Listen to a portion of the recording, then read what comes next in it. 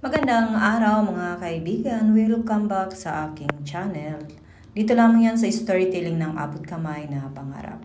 Nang makita nga ni Aling Susan itong si Moira ay agad nga itong sinampal sa sobrang galit nito. Kaya naman nagkaroon ulit siya ng mga pasa sa mukha. Hindi pa nga natatanggal ang mga pasa dulot ng pagmalupit sa kanya sa loob ng kulungan. Ngayon na nagdagan na naman ang kanyang mga pasa dahil sa ginawa ni Aling Susan na pagsampal sa kanya. At dahil nga sa ginawa ni Aling Susan sa pag-warning kina Annalyn at naborilyaso na naman ang plano nitong bruha. Nagbayad pa naman siya ng kargadang halaga para lang siguraduhin na mamatay itong si Dax, ngunit hindi naman natuloy ang plano niya. Nagpagbuno na nga itong si Dax at ang hitman ay nayapos ni Dax ang taong papatay sa kanya at tumilapon ang baril na banda kay Annalyn. At inutusan niya itong batang doktora na paputukin ang baril para mamatay itong tao.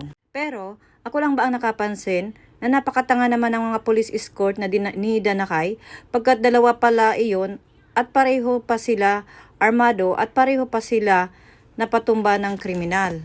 Ngayon naman ay si Annalyn ang gagawin nilang kriminal dahil wala na nga silang choice kundi ang paputukan itong tao upang hindi na makalaya at hindi na maunahan na ipapatay itong si Danakay na nag-iisang testigo.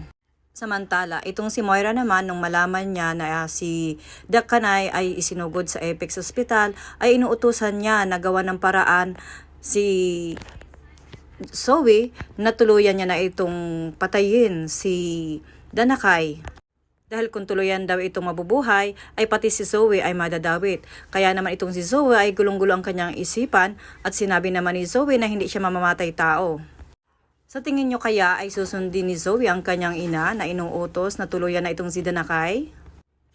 Mabubuking kaya si Zoe ng kanyang mga kasamahan na doktor sa pag-uopera?